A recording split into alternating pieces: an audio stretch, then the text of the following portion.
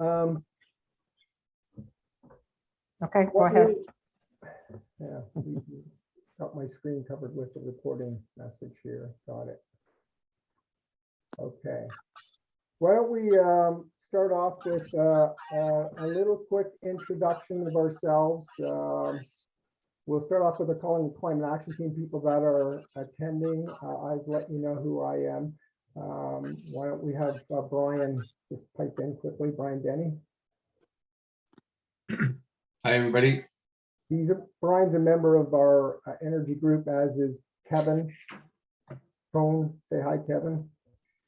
Hi, Kevin. Owen Gray is he's a lead on one of our groups. So, hello, Owen. Everybody. Kathleen Caswell, she runs the Wasaga chapter of Climate Action Team in Wasaga. Hi. Laurel Hood, she runs our transportation group at the Climate Action Team. I think that's our members that are attending right now. Why don't you say hello, Osler Vortex folks? Say a quick hello, Patty.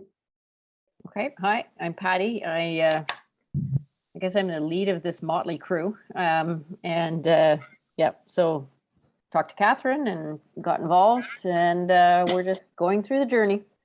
Okay, awesome. I'm Karen Barrett, and I am part of the Osler Vortex group. And Patty's my sister, and that's why she's dragging me along through this. Awesome. Peter and Heather, we're part of the Osler group, and we're just here with Patty and Karen. So looking forward to the information. Okay.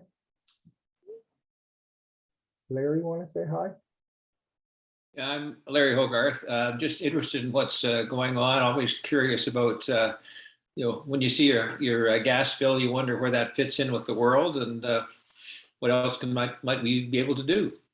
Sure, great. Stephanie. Hi, Stephanie here, part of the same group, hoping to learn a few things and hoping to make an impact somewhere. Awesome. I like the cat.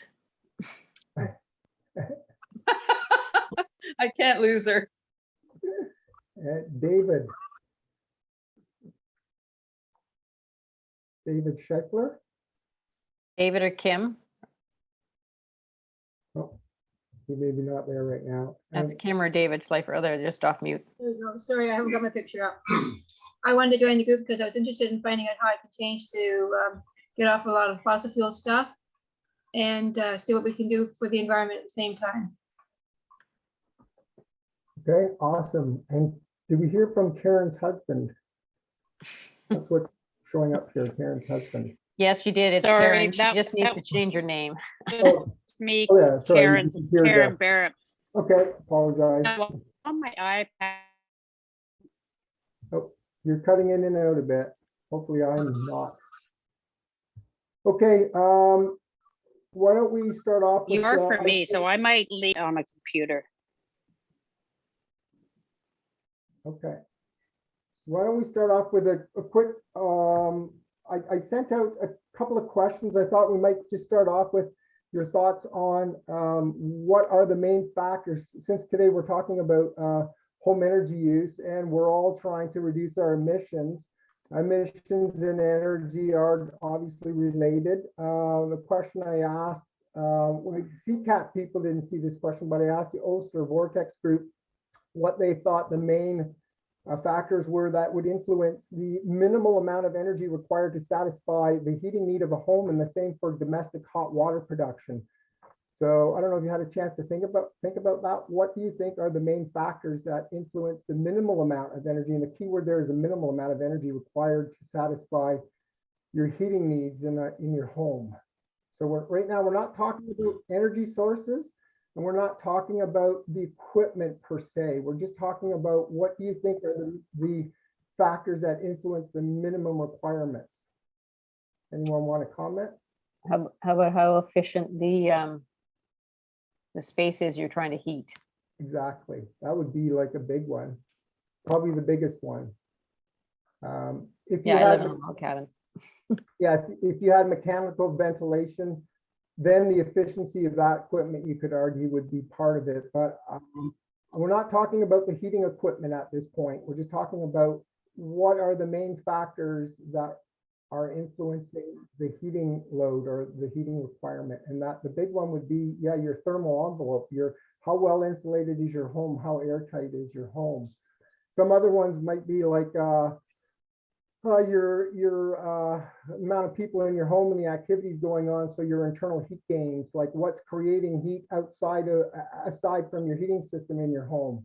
All your appliances, the amount of appliances you've got running and the people that are there and the activities you're running, like a gym with 50 people, a party, or you got one person most of the time in the home alone. So the big factors are really the thermal envelope of the home, so the structure. So I think a logical way to approach any way you plan on reducing your emissions is to first, consider your building envelope.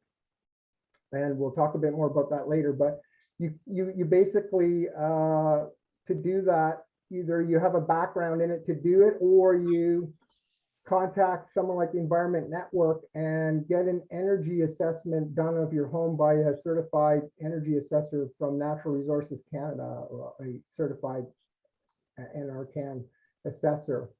What that'll do is that's the first real logical step in assessing and developing a plan as to make changes. You really want to know what your heating requirement is to begin with. You might have a sense of it. If you're really good at, separating out all the energy uses in your home, you might get pretty close to it, but there is a lot of value in spending $400 and having an energy assessment done of your home. That's an excellent starting point. And you can do that by going to the Collingwood Environment Network and looking under what we do. And you can phone them and talk to Carrie, who runs it, and get set up with an appointment for an energy assessor, or at least get in line to have it done. Sorry, Ray, could you just say what was the place? What did you say? Collingwood Environment Network. Okay, thanks. And Carrie, I forget Carrie's last name. Catherine, do you know Carrie's last name? It's Carrie McDonald, and I've just put the link in the chat for everybody, just so you can see it there. Oh, great, thanks. And Ray, are you going to speak to it with regard to the Greener Home program as well, just so people know about that? A little bit. I'm not that well versed on the details of it. Carrie is really the natural logical progression to me would be to contact the Environment Network and Collingwood and talk to them about setting up an appointment to get an assessor in. Kathleen Caswell, who's going to speak shortly, has done that. And that's just a great starting point, especially if you have an older home and you don't have any of the heat calculations available through your recent building permit or whatever. It's a great spot to start to get a handle on what it is your heating load is. So that's a great spot to start. And the next thing to think about in terms of energy use in your home, the two big ones, of course, are space heating in most homes, unless their home is a super duper insulated home, then it becomes less and less of an issue. But most homes, it's heating, followed pretty distantly by hot water production. So those two things account for the lion's share of energy in most homes. So the same question we should ask ourselves, what are the factors that influence the minimal amount of energy requirement to satisfy your hot water needs? What are those factors that influence that? And hot water is a lot simpler than even space heating. Anyone want to pipe in and comment on what they think the factors are?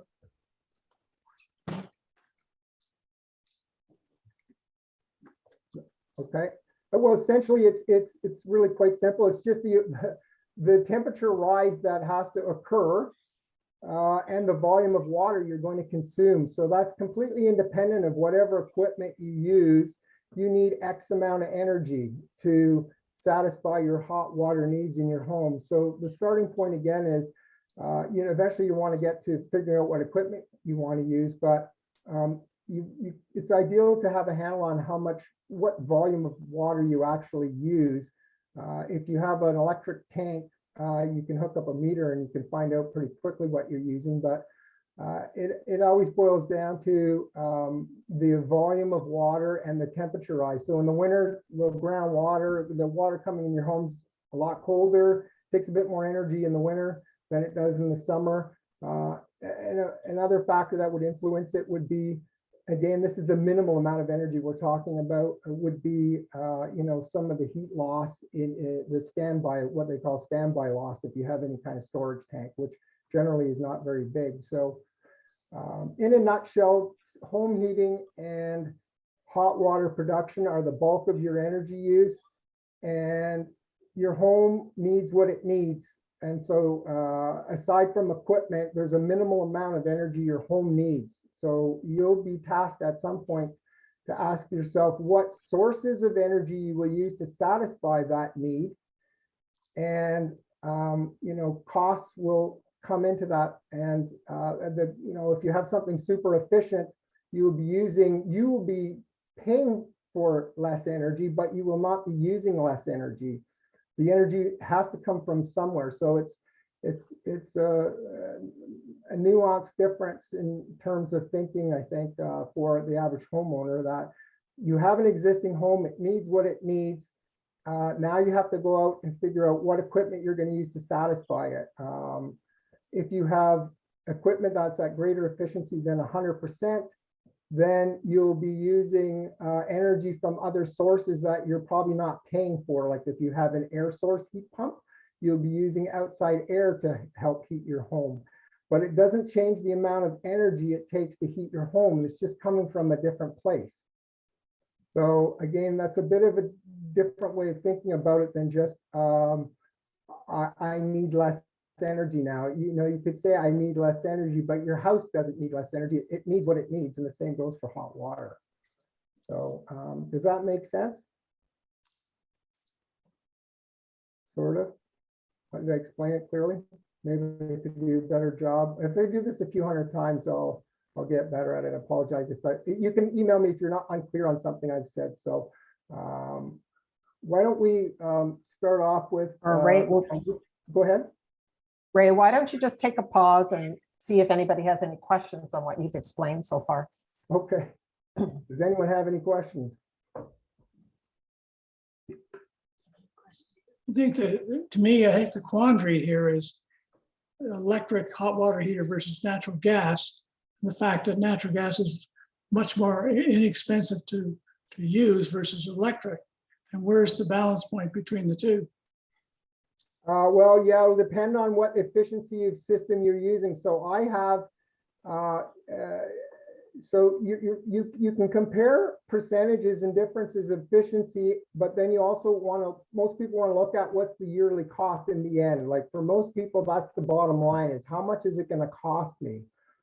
Now I forwarded to Patty my electrical consumption for the year. Now my home is 3,100 square feet. We have 2 full-time people living here. I'm about $255 a year to do hot water production using an electric resistance tank. So simplest technology possible, the least expensive to install. I'm $255 a year.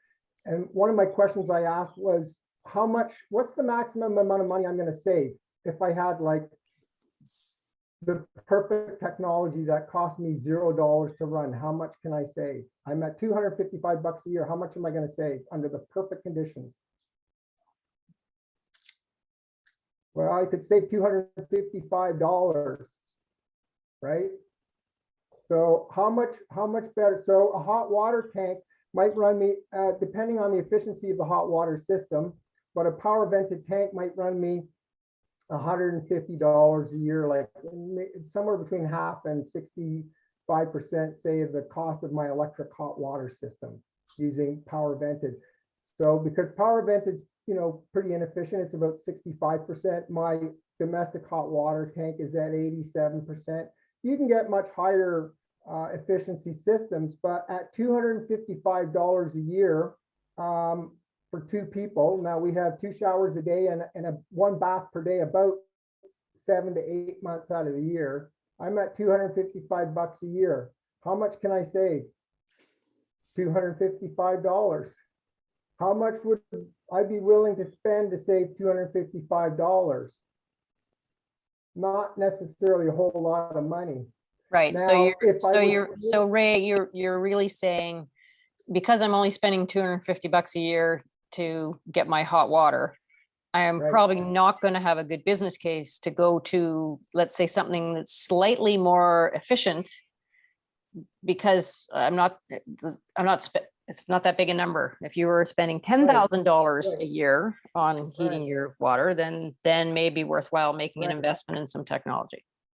Yeah, absolutely. And you depends on what, yeah, exactly. So the more you spend, the more of an issue for most people. I'm not saying, you know, it depends on everyone's budget, but the more you spend, the more it becomes an issue. So if right now I'm using electricity at off-peak hours, so I'm using incredibly low carbon, like the electrical usage is very low in carbon because it's off-peak hours.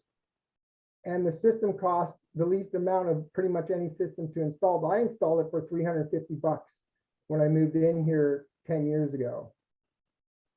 What was So- the cost of the system? Does the $350 include the system and to install it? Well, I installed it. So nowadays, whatever you could figure on, you know, $1,000 to $1,500 for someone to come and install your electric domestic hot water tank. But again, I run my tank only on off-peak hours, and it's a 50-gallon tank. And so at the end of the day, if we've used a lot of hot water, our bath might not be quite as hot as we want it. But we tend to bathe at about 9 at night, and the hot water goes on at 7. So by 9, most of it's recovered again. So the 2 showers and usage through the day on a 50-gallon tank for 2 people is not an issue unless we've done piles of laundry, and we tend to do that on the weekends when we don't turn the breaker off. So if you had a slightly bigger tank, depending on how many people live there, you can store enough hot water for most people that it's not an issue. So Ray, just a question. You made a comment about not flipping the circuit. To have your tank only run in low hours, are you manually making that happen? I do manual turn my breaker on and off, but you can get an electrician install switches to do that. Yeah, put a timer on it. Laurel has that, I believe. Put a timer. I go down to the basement all the time anyway, so it's not a big deal. I've been too lazy to have, you know, turn around and bought a switch to do that. But bottom lines is it's not, you know, if you had 10 people living there and you're running a commercial operation, that's a whole other matter. But you know, for a home of 2, 3, 4 people, it's not really that onerous at all. It's totally doable. Even just use an electric resistant tank, but you need a bigger tank to make sure you don't run out of hot water throughout the day. So and you can turn up the water a bit, and I double wrap my tank. So Do you know, I am the person who's on all the evil things. So I have a gas water tank and I have a gas furnace. Right. That unfortunately are not old enough to require replacing. Yep. And that's really, I think, one of my questions and dilemmas are, do I need to wait until those things break? Because the cost of me buying a new water heater or a new furnace is prohibitive enough that there's no point in doing that until I need a new one. Or is there something that can be done in the near term? And how do I tell how much of my gas bill is for my water heater versus my furnace? Yeah, well, that's a personal question about what you want to do, I guess, right? Everyone has to ask themselves that. It's very common that people who've installed new stuff are probably not going to rip it out and go with electric. So, you know, these are all personal questions people have to ask themselves. Ray, is there a way for me to tell how much gas my water tank is using versus my furnace? There are flow meters you can put on your cold water side. You can get a plumber to put in a flow meter. in your, going in from the cold side, going into your hot water tank, and you can measure the volume of water going into your tank. And once you know the volume on a daily basis, I've done this for some restaurants, you can tell how much, water is being consumed, and that water has to be heated up to whatever the tank setting is. And then you know how much energy you use. And if you know the efficiency of the system, then you know exactly how much gas you've used to raise that water, that temperature. Then So the that sounds a bit onerous. yeah, I was hoping there was some easy way for me to do this. Yeah, I mean, if you could somehow, if you have your meter, you could start guessing at, you don't know how much cold water you're using, so it'd be difficult without having a flow meter on there to get, you can look up average stats for consumption of like homes with 2 and 3 and 4 people. We use 8.5 kilowatt hours on averaged out throughout the year per day for 2 people at our house. So that can be converted into gas with the efficiency of your system. We could figure out what approximately you're using, but every house is different. So the way to do it properly would be put a flow meter on. Patty, are you asking that question because you wanted to think about whether you take the gas heater, a water heater out first before you replace the furnace, or is there a reason why you wanted to split those two? Yeah, correct. Yeah. Well, So then the issue would be is that your challenge probably will be that you're renting the gas water heater. No, I'm and- not. I'm Oh, not. you're not, you own it? Okay. Yep. So then, the challenge will be is if you take that out, as Ray will talk about, then you would want to replace it with either an electric hot water heater or an air sourced hot water pump. And the challenge will be, unless you're eventually going to change off of the gas to an air source heat pump, then probably you would end up with an electric heater as your choice as that. But there are options that Ray will talk about, and I think we'll come out with what other people are doing, where you can put in an air source heat pump to replace some of your gas usage at a reasonable cost. And that may be that's a hybrid or a split, I think it's called. Maybe Laurel or somebody else can talk to that. Yeah, But I think you should hear from the others first, Ray, and we can maybe move on to that so that they can get a sense of what other people have done. Okay, Just thank- to tell you that I recently, a year ago, changed out my electric hot water heater to natural gas hot water heater. Premium was roughly, as Ray indicated earlier, about $1,000 to do so. But I think my payback is within 1 year of that. So what do you do? That's the question. And how did you measure? How did you measure? Sorry, you went from electric to gas? Yes. Paid a Okay. premium of $1,000 to install the gas, but I'm saving well over $100 a month in electrical bills because of that. Okay. And is there anything else going on? Because I use 200. How many people live in your home? Just 2 of us. Well, I use $255 in a year, so I'd have a hard time believing you're using $100 a month for electrical, for heating your hot water. What do you run your hot water? Are you heating do you have what do you use your hot water for? 2 showers a day, laundry, dishwashers. Okay. Something sounds odd to me, but My electrical bill used to be about $350 a month, and it's now about $200 a month. right. Well, electric. How many years ago? Just this past year. Okay. Sounds a bit odd, but I've metered lots of different places. So anyways, yeah, the question is, your typically home heating uses a lot more energy than space heating. Space heating uses a lot more energy than hot water production. So if you were to choose between getting rid of the fossil fuel for space heating or hot water, if you want to have the biggest impact to start off with, you would do the space heating. If you were to say, no, I'm going to just get rid of my electric, this is directed more at you, Patty. If you want to get rid of your gas-fired hot water system and put in a electrical system, You can choose between electric resistance or an air source heat pump. If you get an air source heat pump, you're moving forward, your emissions will be lower than they are right now because you probably have a power vented system, which is pretty inefficient.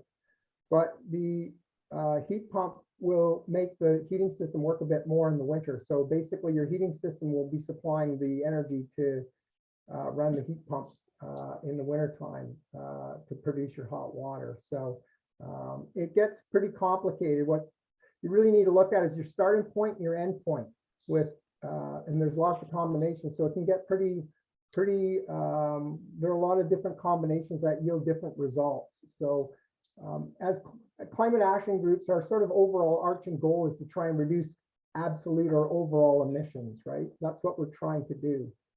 So anything that helps in that means is something worthwhile doing, I think. And so, you know, you may need help with doing that energy assessment. Having someone come in and come to your home, that will be really helpful for you to figure out where the energy specifically is going in your home. And I would strongly encourage you to do that. But space heating typically is the #1 thing. And that would be the first thing, depending on your budget and the age of equipment and a personal choice. That would be the first place to sort of go after to reduce overall emissions from your home. That's the end goal, is to reduce your yearly emissions. How that happens, it can get, every house is different and every, you know, situation's different and everyone's budget's different. And so the starting point again is to get on that Greener Homes program and get an assessor in, so you have a logical pathway to follow, I would say. Any more questions? We should really get on to some of our CCAT members speaking about, oh, Larry, question? I was just going to say, what about our on-demand systems getting more, more prevalent, or are they still just an occasional thing? Well, Brian, our group, one of our group members is going to talk about it in a minute, because. Okay, that's fine. So are there any more questions? If not, we'll start off with, if Kathleen's still with us. Kathleen can pipe in for a minute and explain her situation. So what we're aiming for here, CCAT members, is to give us kind of a 1,000-foot overview of what it is that motivated you, and what it is you're planning doing and what you have done, so the Osler Vortex group can get a handle on lived experience. Okay, I like that Osler Vortex name. It sounds like a climate change problem. The vortex. Yeah, so last year I really wanted to upgrade, and my motivating force was, #1, to reduce my emissions. I do find, as we all know, that's very important. But also I do have a rental gas hot water tank that provides 2 purposes. It heats the radiant floors in my house, and it's used for showers and domestic use. So I haven't actually replaced it yet. I got going at the Greener Homes program last year, but I didn't actually get an audit until January, couple of months ago. And I do want to give a warning right off the top. When you do apply for the Greener Homes program, there's not a lot of reason to start with Environment Network, because she will send you right over to the Greener Homes program internet, which is on the internet. And you just, you just follow the steps and you apply for the grant for $5,000, $5,600 if you include the audits. Now, in the process of applying for the grant, you get a chance to specify which provider, they call it a service provider, that you want to use for the audit. And the Environment Network is listed as one of the providers. So my warning is, make sure you pick them, because I found that Environment Network gave an amazing service. And just so you know why I give warning, is my neighbor, who I told her, you've got to apply for the Greener Homes program. She went online and applied for the Greener Homes program, and for some reason picked a service provider. I didn't warn her about using Environment Network. She picked a service provider called Barrier Sciences. And they came to her house a couple of weeks ago and ended up convincing her to go on an Enbridge rebate program. So this, it's very, a bit convoluted in that the Greener Homes program definitely wants to move you to a low emissions solution like using electricity over gas. But the Enbridge program, of course, is the opposite. It wants you to use more gas.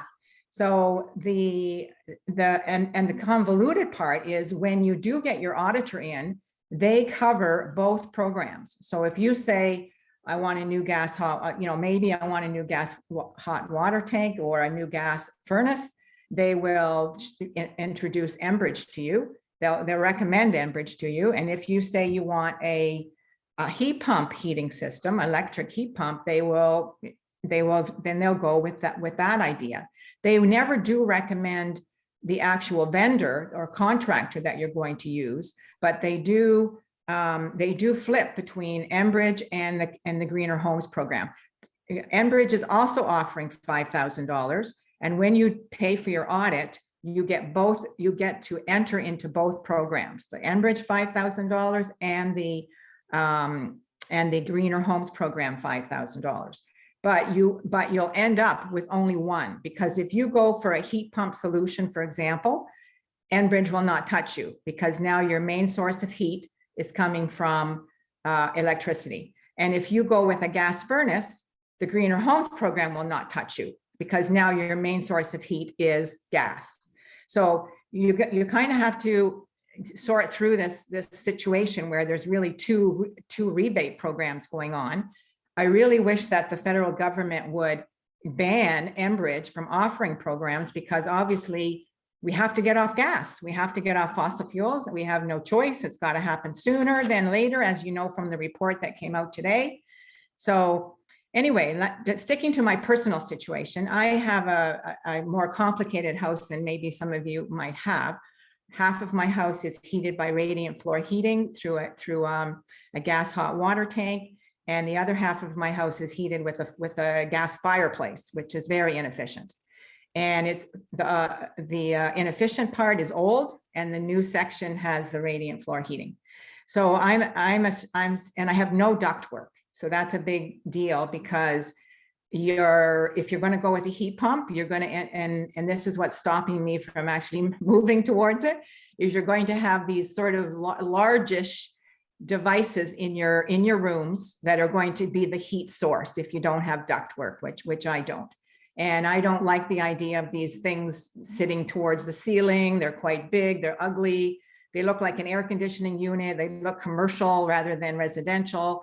And so I haven't moved on that. The other problem is that if I go with a new, if I wanted to replace my gas hot water tank, I cannot use, there is a new system or a system out now that is covered by the Greener Homes program. And Catherine mentioned it, it is a heat pump hot water tank, electric, therefore it's electric, because heat pump's always electric, hot water tank. But in my situation, my hot water tank is kind of in a closet. And the heat pump hot water tank needs a lot of air to suck in air. It belongs in a big basement where there's got lots of air that it can suck in and heat up and give you the hot part of the air source. So and it's interesting that Larry brought up the on-demand gas heating, which has to be gas, because on-demand electricity doesn't heat up hot water fast enough. So it's going to be a gas on demand. And I'd hate to use it, but I have to admit, when I go around to, it's one of my favorite topics. So I talk to a lot of people about their heat source. There's a lot of on-demand gas water heating out there, especially for radiant floors. And I would not want to go with gas, but when you think about on-demand, it would be, I live alone, so it would not be turned on that often, except for when obviously when I demand the hot water. And in the winter, it would be turned on whenever the floor demanded it. But during the summer, spring, fall, there would be much less usage of it. It wouldn't, it would stay dormant until there's a demand for hot water. So anyway, I did apply for the program. You literally have years to to go through the program. I think that's 7 years in total.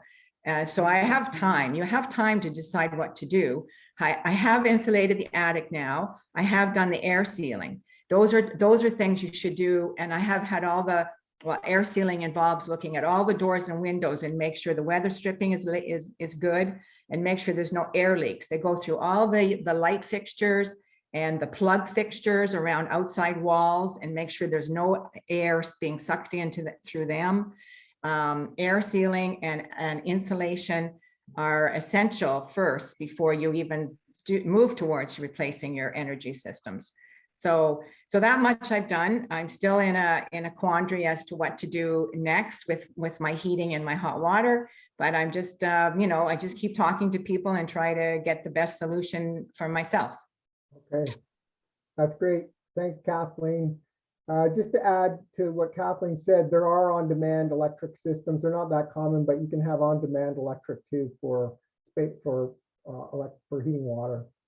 It's just not that common, commonly used, because the electrical demand becomes very significant and will certainly require electricians to come in and change things in your home. So, so Kathleen, thanks for that overview. You can see there's a bit of work involved, and Kathleen's been at it for a while now. So kudos to Kathleen, she's sticking with it and seeing her way through this process. So why don't we hold our questions to the end so we can move through if you have any questions. We'll let Brian Denny speak next. Brian will give us an overview of what he's done. Hey, thanks, Ray. Can you hear me all right? You can hear me? Yes. Okay. So my wife and I live in an end unit condo townhouse that was built in 2010 in Collingwood in the shipyards. It's about 2,300 square feet, but the finished basement provides about another 700 square feet. So there's around 3,000 square feet that is heated. We had some insulation upgrades done at the time of purchase. So I think we have what should be R55 in the attic. The walls are 2x6 construction, so they should be around R20, maybe R18. We had a builder grade, but Energy Star rated gas furnace, a conventional AC unit, and a rented gas-fired hot water tank. So what we've done recently is we went with a GE cold climate air source heat pump and the associated air handling unit for that. I did this mainly because the electricity grid in Ontario is relatively clean, as Ray was mentioning earlier. I do have some concern that it will get dirtier again as more peak demand is met by natural gas. So I'm a little uneasy about where the province is going on that, but that's another issue. We chose to do it now, partly because the AC unit was failing last summer and was going to need to be repaired at least, if not replaced. A number of the other units around here that are all of the same vintage and have the same builder supplied equipment have started replacing both AC units and furnace units. So I knew we were kind of on borrowed time. We could have probably got another couple of years out of our furnace, but I decided now was the time to try to reduce our emissions a bit. The heat pump will certainly give us improved efficiency for our AC. We have a natural gas-fired on-demand hot water boiler that provides our domestic hot water needs and also supplementary heat. That enabled us to get rid of the rented hot water tank. We also have a heat recovery ventilator that I had installed when we bought the unit 11 years ago. And the HRV can run independently of the heat pump, but it utilizes the air handler. In other words, we have several air exchanges cycles in between the cycles of the operation of the heat pump. So in these days when indoor air quality, air circulation is an issue, an HRV is something you might want to consider. And we also had a humidifier installed on the air handler as part of this new system. So there are two heat exchanging coils within the air handler, one on top for the boiler and one at the bottom for the heat pump. We've only had it running for about 3 weeks, so I don't have any cost comparisons yet, but we can certainly expect substantial savings in gas consumption and associated emissions. We know our electricity bill will go up substantially, but don't know how much more it will be than the gas savings.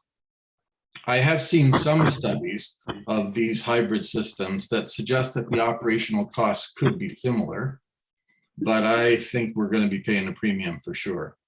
I did ask EPCOR if they had any subsidies for conversion from gas to electric, since they will be the big winner, but they don't at this time. They offered some sympathy, but no financial support.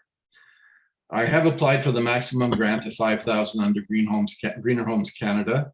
We completed the two-stage audit program that's required. I utilized an auditor from Barrie called Amerispec, which I simply found on the NRCan website. And I'm sorry I didn't see the local environment group there. They do have to be on that list, so I'm sorry I missed that. All of the required paperwork's been submitted, but no idea when we'll see the check. It can take months, apparently. I don't know if there will be any changes resulting from the new federal climate change initiatives that were announced last week, or perhaps there'll be more details in the budget this week. I just hope if they sweeten it, that it'll be retroactive. I decided to keep natural gas as the backup for hot water because we do enjoy the gas fireplace occasionally, and we still have a gas cooktop. So we're going to have the fixed costs of the gas supply anyway. I also have some hope that over time we'll see more renewable gas added to the gas grid. In the cold snap last week, the supplementary heat did come on in the mornings when it was about -10. I have also noticed that the supplementary heat will kick in if we set the temperature up a couple of degrees. It seems the heat pump will start, but it does not. If it does not come up to temp quickly enough, the controller realizes that and it turns the supplementary heat on. The heat pump works best if we leave the thermostat at a constant temp.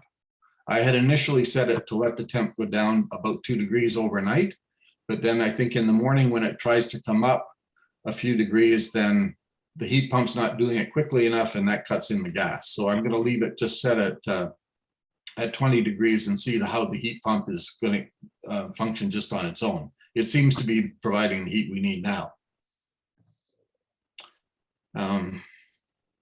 We worked out the design with Clarksburg contractors. They did the installation. I was very pleased with them. I approached one other prominent local contractor to get their ideas and a competitive quote, but I couldn't get a response. They had been very responsive 2 years ago, so perhaps they're just too busy. You know, we take this stuff pretty seriously. We have an electric car that I've had for 7 years. I have a level 2 charger in the garage. The next step for us will be to replace the gas cooktop with induction, both to reduce emissions and improve indoor air quality. As we collect the data on how the new system works, I'll certainly be happy to share that. I have a couple of neighbors who are already interested, and I hope I'll be able to get others in our condo corporation to consider making the change away from natural gas. But that's a hard sell when the province is subsidizing the expansion of the natural gas grid into rural parts of the province, when I wish they were subsidizing heat pumps, but that too is another story. So that's what we've done, and happy to answer any questions you might like to ask. Okay. I wonder if we could just hold our questions. Do in the end? Yeah, to the end, so we can make sure we get through. So we won't forget you, Larry. We'll let you ask your question. Owen, why don't you pipe up and tell us a bit about your lived experience? Sure. Hey guys, so I live in the Calling Woodlands, just a little bit outside the Osler immediate, but I can see your little hill from where I live here in the Woodlands. Lots of Osler members in the neighborhood here. And I am actually hosting a group in the Calling Woodlands to compete with your group, just so you're aware. Anyway, our house is, I think it's designed as a seasonal ski chalet, and that's how it was used when we bought it. So the reason we could afford buying in here is there was no furnace at all. All there was for heat is this wood stove here, as you can see, and then electric baseboard. So having grown up using firewood as a heat source as a kid, I'm like, as soon as I saw the wood stove, I said, yep, I know how to run that. Firewood is abundant. It's easy to get, it's cheap. It does involve a lot of work, but there's kind of a lifestyle that goes along with that. And I was happy to do that for the first few years here. The reason we got an upgraded heating system was actually driven off of air conditioning. So things are getting hotter, starting to get less comfortable in our house. And we had this kind of like hall mounted air conditioner that would just kind of plug into like a hole in the wall and would vent to the outside somehow. And it was just kind of noisy and big and kind of took up the hall and didn't really cool the house so well. So we decided that we like wanted to get like a real air conditioning solution. And so through that process, we found out that you can do heating and cooling with a heat pump. And so there's never been natural gas in this house. I have it at the street. I could easily get it. Probably the only house in this neighborhood that doesn't use natural gas. So that was never a weighing of like financial benefits. I was never interested in getting that in here. So our thing was driven off of the need to be comfortable from a cooling perspective. So we went with Nottawasaga Mechanical. So they put a heat pump on the outside of our house. It looks like an air conditioner, except a little bit skinnier. And it's quiet, but like it does make noise when it's running. There's a little sound to it. And it's on the outside of your house. And then there's in our crawl space, they installed like an air handler, which I guess would look like a furnace, I suppose. And we did have ductwork installed on our main floor only. So there's no ductwork to work with in the house originally. So we installed ductwork on the main floor, and then we used 2 of those split ductless heads for the bedrooms upstairs. So one in my wife's room, and then one in our kids' room. And then we just recently had another kid. So we've got to go and apply for a third head. And you can't just add on 1 head under the Green Homes grant, for your information, unless you're like, because it's considered an addition, just small part to it. But yeah, so I've been on it. We've just finished our 2nd winter with the heat pump, and then my heat pump works. We got the 2nd most coldest one they had, just for price. So ours can keep up till -15. After -15, I gotta get the wood stove fired up. So I still have plenty of wood outside and in a wood shed. So as soon as it gets cold enough, I fire up the wood stove to supplement, and keeps us comfy. I use electric water tank. Now that Ray mentioned he flicks the switch on and off, maybe I'll start flicking for a year and see if I can save some money. Who knows? But yeah, I know where the switch is. I just haven't been flicking with it. Similar to Brian's, like I noticed there's some quirks with the heat pump. Like mine won't go colder than 17 degrees. I have no idea why, but you can't on my machine. You can't make it colder, and that sort of drives me crazy as a guy that's trying to save energy here and there. So that's like a little nuance. I don't know if there's a workaround with that, but I have dabbled a bit with the on off, but yeah, it kind of takes some sweet time to catch up sometimes if you let it off. So I'm still learning how to use it properly, but so I'm doing greener homes now with the hope that I could get that split ductless in our last bedroom. You can't do that, but you can do plenty of other things. Like Ray said, your first priority is reduce the demand of your house. That should be the first order of business. Reduce what your house needs for energy, then get a clean source for that energy. That's the order of operations I would suggest to you. And Greener Homes is all about that. They'll help you get insulation or air sealing. In my case, I'm supposed to get a heat recovery ventilator. Our house is too tight now. I'm down to 3-point-something air changes per hour, which apparently is like not great. So you see condensation on the windows and you say, oh, we must need new windows. No, you need fresh air in the house, apparently. So I don't really understand the heat recovery scene, but I'm gonna have to learn about it. So, and that's not covered also because it's not an energy. I'll actually spend more energy if I get that system and not save it. So this time through, I don't think we're seeing like big cash revenues here, but yeah, anyway, it's way more comfortable than using wood. We're spending more electricity, but that's the price I'm easily willing to pay. I'd rather have a world to live in and have some snow to go skiing on than worry about $200 a month on gas savings that it might have been. So that's not an issue for me personally. So the cost is easily justifiable.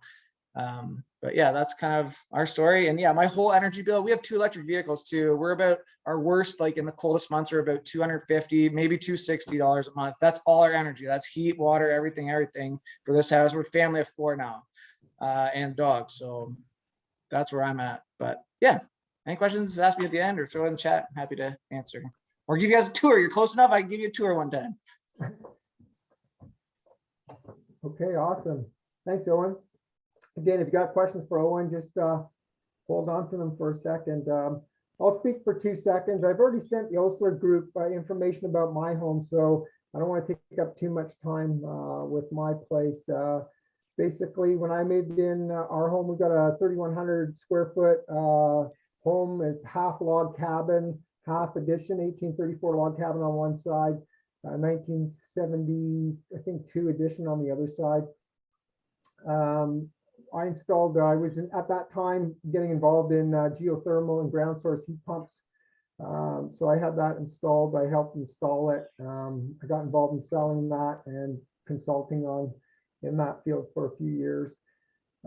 Installed a hot water tank, as mentioned, just the electric hot water tank, electric resistance tank, which runs only on off-peak hours. My home, we keep it at 20 Celsius, pretty much year round. And the ground source heat pump's pretty efficient. So averages over the winter season, COP, that stands for coefficient performance of 3. So basically every unit of electricity I buy from the grid, I get 2 out of the ground. So that it just holds steady. Sometimes it's high, sometimes it's considerably higher than that. And by the end of the winter, it can drop a little bit lower than that. So, but it'll average out at 3 with the startup operation. It's not as efficient when it first starts for the first few minutes. So it averages out around 3 over the whole winter. So if I were to heat my house with baseboards, it would cost pretty much dead on 3 times what it's costing right now to heat with my ground source heat pump. So I'm about 1/3 the cost of what baseboard would be to heat my home. So I sent you those numbers. I use a device which is quite good called My Hydro. You can look it up online, myeyedro.com, myhydro.com. You can get an electrician to install the stuff in your panel. I installed it myself, but get an electrician to install, and you can monitor multiple devices in your home. You could, especially if you start using more electrical devices, like if you're going to heat with electricity, the heat pump or whatever, install that. So our system works great. I had it inspected once in the 10 years we were here, just to confirm. I monitor it all the time, so I brought someone in to monitor it, and I got the same results as me. So I have not spent other than the I think it was $175 to have someone come in once and look at it, to compare my readings with their readings. I had spent, outside of that, 0 on maintenance on it. There's got a big air filter on it that I wash out once a month at a car wash, and that's it. It runs well. It's hooked up to my phone, and I get a message if something's going wrong. But those systems cost a fair bit to install now. So a lot of people would avoid ground source heat pumps based alone on upfront cost. But again, that becomes a personal thing. So we're very happy with our system here. And you know, if it's in the cards for people who have the budget, when you build new, it could certainly make a lot of sense to look at that. But it's a personal choice. Air source heat pumps have come a long way, and they're really good also. So there's strong arguments to be made that, you know, air source heat pump under a lot of circumstances are better bang for your buck. But every home is different, depends on the size of the home and the heating method that you're planning on using. If you have a lot of in-floor heating, you might, you know, that might favor using ground source heat pump more. But every home is different, and every home, you know, buyer or homeowner, their plans are different, and they have different goals. So it's hard to come up with one rule of thumb that's universal for everybody, other than to say that, you know, in terms of your sources of energy that you use in your home, electricity is a much cleaner source than fossil fuels in Ontario. That's the case. And so that's a starting point. Again, getting in touch with Natural Resources Canada Energy Assessor to come in, to me, is a very logical first step for you to educate yourself on what you really need in your home, and you go from there. So with that, I'll pass the floor over to Laurel. Laurel's a very unique situation. Laurel is unlike anyone else. That is, their home is unlike anyone else's home that we've talked about so far. And I'll let her fill you in on those details. Go ahead, Laurel. Okay, so we were lucky enough to build new. So the goal of super insulation, we could insulate a lot. We built it on passive. If you Google passive houses, we built it on passive house principles. It's got a continuous line of insulation all around the house and underneath. It's continuous underneath. So there's no break in the insulation anywhere. We have triple glazed windows. We do use a heat recovery ventilator. We do use an air source heat pump. We have a ground loop, one sort of not very sophisticated loop that runs around the backyard that elevates the temperature that has to be where the air has to be heated by about 6 or 8 degrees, I think, in the coldest part of the winter. So we're starting 6 degrees above air temperature before we start heating the air for our house. And that's pretty simple technology. What else do we have? We do have some in-floor heat. Everything is electric in our house, so we don't even pay a gas bill at all. We don't even have gas hooked up to the house.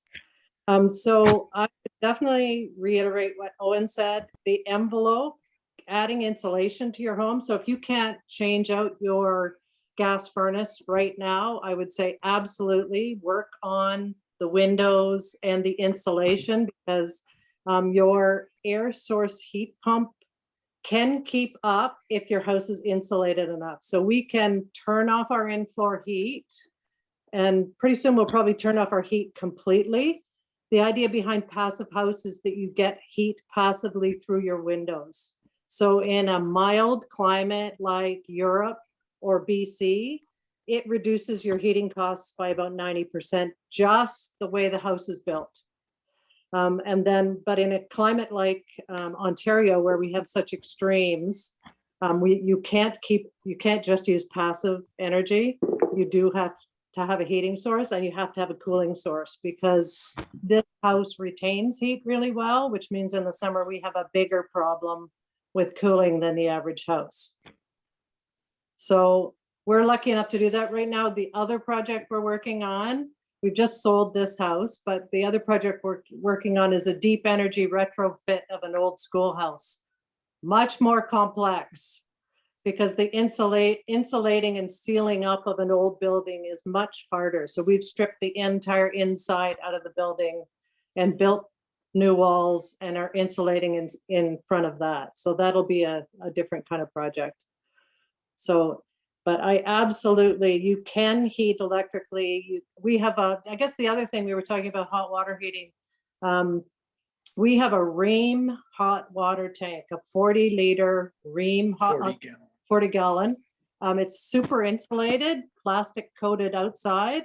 So we heat it for 2 hours in the morning and 2 hours in the evening and off peak times. And that provides enough water for the two of us for the whole day. So we don't do any laundry in hot water. We run the dishwasher every day. Sometimes we shower every day, but we don't, it supplies all our hot water, like that 40 gallons. With 4 hours of energizing. Yeah, with 4 hours of heat. Sometimes in the winter, when it's a really like when we've had those real cold snaps where it goes down to -25 for 2 or 3 weeks and the ground water temperature gets really cold, you notice, and you actually have to add an extra hour. So, but normally it's about 4 hours a day that we heat that tank. 3? Yeah. 3 hours a day, I'm being told. So. Okay. Yep, that's great. Well, just again, to reiterate, Laurel's home is fully electrified. He's never had a gas hookup. I've looked at her home. We've looked at her home together. Her bills are comparable to, if you were to put natural gas in Laurel's home and replace anything you want with natural gas, anywhere you want, her yearly cost would be about very similar to what they are today. There'd be virtually no difference in costs on a yearly basis by adding gas to her home. Now, why is that? It's big part is because her home is so well insulated. The thermal envelope of her home is so good that she doesn't need a whole lot of energy to heat her and her husband's home. So now a very large significant energy draw in her home now becomes domestic hot water, because proportionately space heating is not a big component. So that changes the dynamics. So it is, no one's building a home here from scratch, I'm assuming. So but the point is that moving forward, for if you were to, you'd want to spend up front maybe a bit more money or a fair bit more money on your building envelope. Well, okay, we're not in that position. No one here is, or they're in your home is what it is right now. So you need to assess, come up with a plan. And so your plan is, will I do thermal improvement in my home, or will I make HVAC changes and hot water changes to my home, or will I do both? And so that's not necessarily the easiest task in the world to figure out. And the starting point again is to have that energy assessment done to help you figure that out. If you're like Brian Denny's home, he had a relatively new home. So for people with newer homes, probably not going to start with ripping the walls out. And so maybe, you've got a pretty new home and your furnace is starting to conk out, or it's a builder grade, which usually lasts 5 years. Maybe you don't necessarily need to rush and get a Natural Resources Canada energy assessment done, because you're going to have a pretty relatively good standard, relatively speaking, in terms of thermal insulation of your home. You might then start doing what Brian did, starting to look at changes you can make. But if your home's older than 30 years, chances are it's you probably could make some changes with your structure, your thermal envelope. But again, it's every home's different, depends on the size of the home, and the starting point would be to get someone in to help you figure out what the heating requirement for that home is, and move from there. And once you've done that, you can start looking at either doing upgrades to the home, and the assessors can give you a bit of some thoughts on that, or whether you're going to just do HVAC or both. And so we have 3 HVAC contractors that our group has talked with in the past that have installed air source heat pumps, are comfortable installing them, have experience installing them, and they're all 3 local companies, and they are Nottawasaga Mechanical, Clarksburg Contractors, and Home Air Source. Oh geez, I should remember the third one. Home Comfort Air Source Home Comfort. So 3 companies that are local companies that do have experience. And so you're really going to have to pull, if you want to make changes, you have to talk to all these people to make it all come together. In Kathleen's case, that she's no longer on the call, but her home was pretty complex. So it's not necessarily the easiest thing in the world to do, but it takes a bit of determination. But it's certainly, the goal is to lower our emissions. We're going to all have to put some effort into learning some more and reaching out to others for help. And again, the starting point would be an in-home assessment. I can't stress that enough unless you have the background. Laurel, you want to comment? I just wanted to comment a couple, like you reminded me when you said Kathleen. I started off thinking that the heads were ugly too, but I think the key to that, we've placed them, we thought a lot about where to put them. You don't even notice them. So, and the newest, like, I don't know how old is ours? 3 years? Yeah. 3 years, it's dead quiet. Like, I think the thing you find out, it's like there's no noise in this house at all. So that they don't make any noise anymore. They aren't as ugly as they used to be. I mean, I don't really find it ugly at all anymore. It just becomes a fixture of the house. And there was something else I was going to say. Oh, yes. And the other thing I was really interested when you sent those questions out, Ray, is that the design temperature of houses is 22 degrees. If it was 22 degrees in our house now, with how sealed it is and still, we would be dying of heat. We keep it at 20 or 19 and a half. As soon as it gets to 20 and a half degrees in this house, you start to get too warm. And that's because there are 0 drafts. So that's another thing that you can do if you can't afford to insulate, you can't afford to change windows, start looking for the drafts. And that's where an energy audit could help you out. Because once you get rid of drafts, you can lower your temperature and be comfortable. Yeah, that's correct. And another thing to mention on that line is that the glass and windows, when the source a surface area drops below a certain temperature, even if the air is warm, your body will start to radiate heat towards it. So if you sit near glass that's cool, colder than it should be, like triple pane, makes a big difference. Your body will not radiate heat through glass. If you're within 10 feet of glass that isn't up to snuff, that isn't really that good, you'll start feeling cooler even if the air temperature is warmer. So you can have a cooler home with if the glass is better and the walls themselves are not as cold, you'll actually be able to lower your air temperature. So similarly, when you have radiant heat in the home, you can actually have cooler air temperature in the home and still be just as comfortable. And humidity plays a bit of a role too. So drier homes, you need to have a warmer temperature to feel a little more comfortable, because the moisture off your body, it basically takes heat away. So if you're able to maintain like 40% humidity in your home in the wintertime, we maintain 40 to 45, that helps keeping you more comfortable at a slightly lower temperature. So if it really gets really dry, you have to have the air even hotter to feel warm, because the moisture off your body wicks heat away really quickly and cools you down. So, but again, getting an energy assessor in your home is really a really good starting point. And then from there, you can start working with, bring in the contractor and asking them what they think can happen. And it's every home's different, and your budgets are different, and how long you're going to live there may be, your plans may not be the same as your neighbors with an identical home. So, but this is all possible. Yep. Do you want to I'm just mindful of time. It's 8:10. I know Larry had questions. I'm sure there will be others. Yeah, Do you let's just open it up? Ask questions. So we had Kathleen speak first. I think she's gone. So does anyone have a question for Brian Denny about his on-demand system? Go ahead, Larry.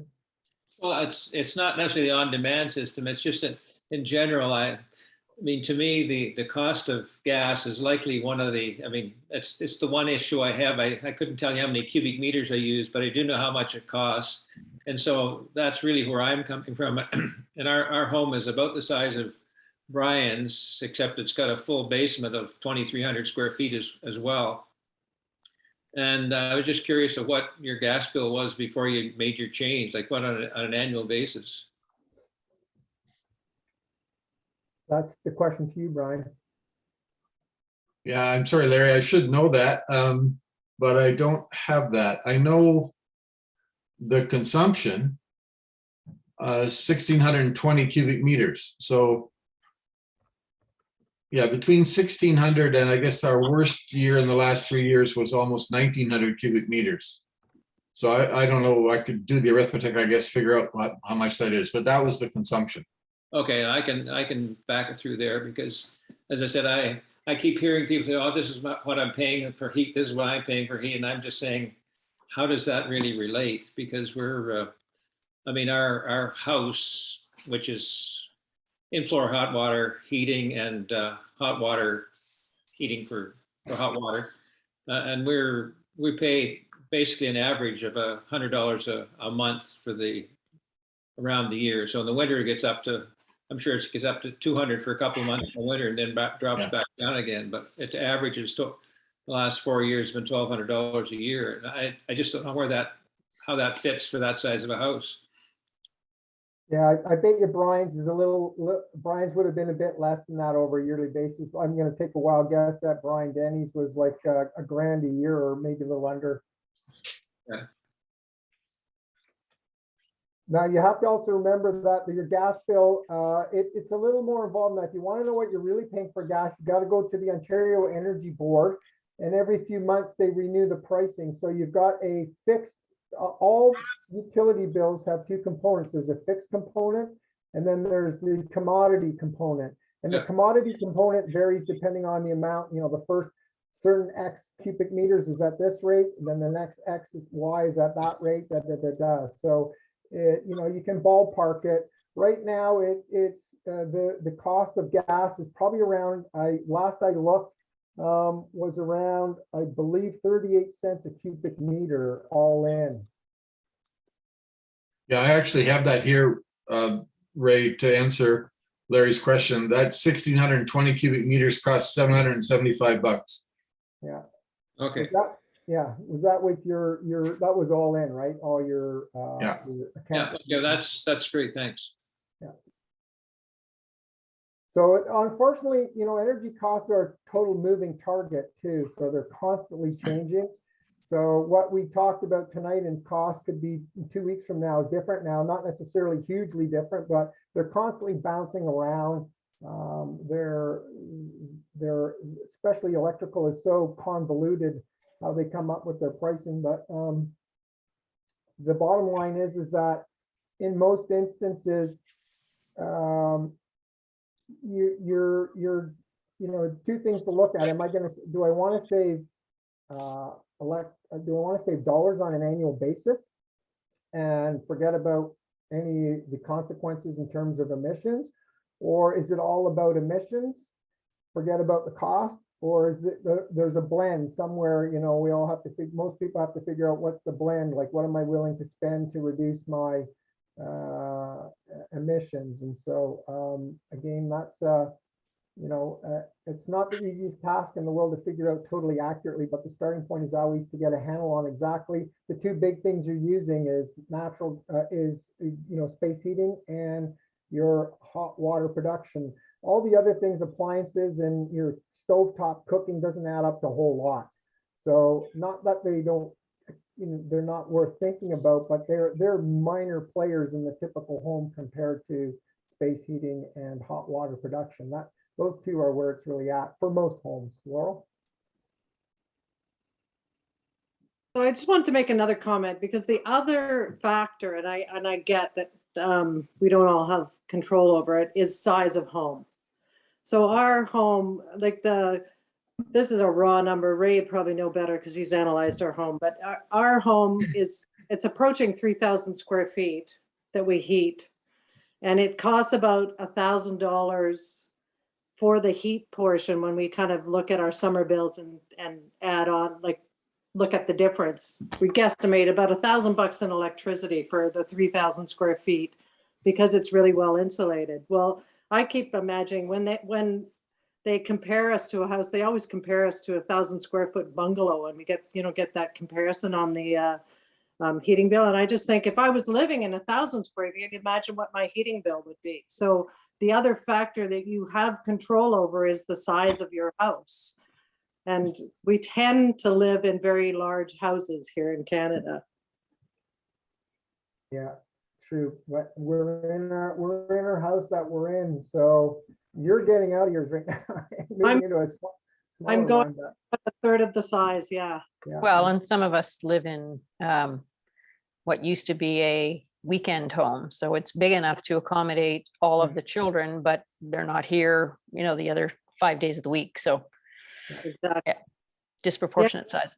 The other thing to look at, and I don't know, my brother insulated the outside of his house. So he took an old farmhouse and made it into a passive house by insulating the outside. That totally depends on the shape of his house. His was a box, so it was easy. Well, relatively speaking, it was easy. But that's another option for some people, depending on what kind of building you live in. Yeah, we have originally a log cabin, and now there's only one wall that's external. Okay. Larry? I was just going to say, I mean, another alternative, if you're building, I would recommend you go with ICF, which is what we did with our place. So that's basically you get 5 inches of foam insulation plus 6 inches of concrete in the middle of it. So it's a fairly solid, let's say. And I think that's one of the things that maybe helps us in some ways, but obviously not as much as I would have hoped or thought. Or Larry, is that like a foundation product or an insulation product? What's ICF? It's called insulated concrete foam. And what it is, it looks like concrete blocks when you build it, only they're bigger blocks. They set them up, and in lots of cases they do it for the foundation. But in our case, I took it right up to the soffit. And so the blocks are laid down fairly carefully, and they're made up of, I believe it's 2.5 inches of foam inside and outside, and then you pour concrete in the middle of it. So at the end of the day, you have basically a concrete wall, but have 5 inches of foam insulation inside, or 2.5 inside and 2.5 outside, and then we stuck it on the outside of it. Mhm. But in 1977, I built one and put foam on the outside of it as well, and 2x6 studs. So I've known about insulation for a while. Mhm. A lot of the in-floor insulation historically have done not quite enough. If you radiant heat a floor, the ability of the ground to conduct the energy is phenomenal. So behooves the builders to put like a lot more foam on an insulated, like a concrete floor that has hot water running through it. Really needs to be insulated super well. 2 inches is like a bare minimum. Passive homes, people building passive home are putting 5, 6, 7 inches of foam underneath, and not even in instances, not even heating the slab, but it's almost to the point where, 2 inches really isn't a great amount of foam for an insulated, for a floor that's running hot water through it. Laurel? Yeah, well, we have 8 to 10 inches of structural foam under our entire foundation that is continuous up the wall. So we put way more than 2 inches. Yeah. We actually find an engineer that didn't think the house was going to float. We had to fire that engineer. There you go. Other questions, comments, or well, I guess I have one question for a group. Did anybody try? We created a bit of an app there that is worth fiddling with. I'm not suggesting for 1 minute that it should be your decision maker, but that mset.org app is a good little starting point that is representative of a average home in terms of its insulative level. So mset.org. We sent that in an email. It's www.m-set.org. You should try that. But far more important than that would be to try and get a energy assessor in your home. So you can start working from a reference point that when you have a contractor come in, an HVAC contractor come in that knows their numbers, if they see what the heat loss of the place is, they'll be off to a great start to already know, like, well, what their comfort level in different options will increase dramatically if they know what the heat loss is, instead of them guessing at it, or they would prefer to have it done. So by all means, try and get someone in. For $400, it's a pretty good deal. And yeah, I would strongly encourage this group to, if you're serious about making changes in your home, that's a really good starting point. And the two big focuses, again, for most people are space heating and hot water production. The rest are all distant. In most homes are all much smaller uses. Things like LED lighting, yeah, uses less energy, but if you have a gas heated home in the wintertime, the LED lighting, that heat that's no longer there has to be made up by the space heating system. So you actually have a slight increase in emissions by installing LED lighting, sort of contrary to what you might think. But yeah, start point and end points will determine where, if you're moving from actually, from a place of reducing your emissions, and by how much. You really need to know what your start point is, and then an eventual endpoint, what you're planning on, and then you'll have a much better handle on what your emissions reductions are going to be. And even that isn't 100% clear, because the carbon intensity in the electrical grid is a bit of a moving target also. So, but as a general trend, using more electricity, displacing fossil fuels with electrical power reduces emissions. That's pretty much a bottom line in Ontario. And Yeah, so Ray, this is, I want to thank, we're just kind of coming up on the hour and a half. I I do want to thank all the CCAT team for being on tonight. Brian, Laurel, and Owen, and Ray for sharing with us. That's great. I've learned a few things, which is wonderful. I'm going to have to figure out how to go follow the links and see whether or not I can get an assessment done. The comment that was made earlier about the grant program, is there a timeline that says you'd apply for the grant and then go get an assessment, or can those two things happen in parallel? Does anybody know? I don't know that. I would wait. I would wait till they say go before you go. Wait for the grant. No, I would apply wait for the till you grant get. first. I would wait till you're approved and in the program before you spend money. That's how I like to roll. Okay. I mean, would I've also recommend that done an as well. energy audit that was never going to get a grant in the past too. That wasn't like the full audit, but they just kind of gave me some coaching, and I depends how keen you are. If you want to get after it, then just get them in. But I think if you want to use the program's money, then I would wait until you're approved. That's my personal take on it. Okay, thanks, Owen. And yeah, I would so just one other quick thing on the grant programs, Patty, so you know, there is a limit of how much the government is covering, and it's 700,000 households in Canada.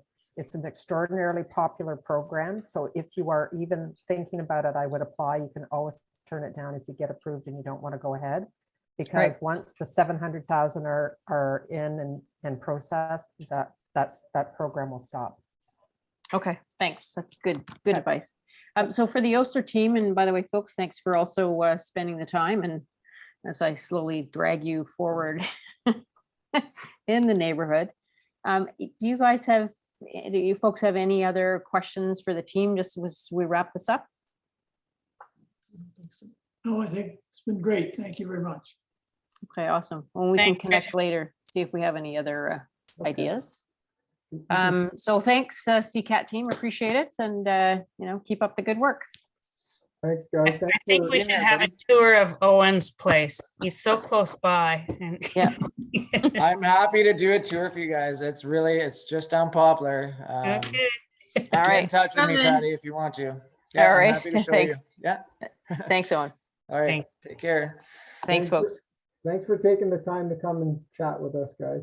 Good night, everyone. Take care. Good night, everyone. Good night. Thank you.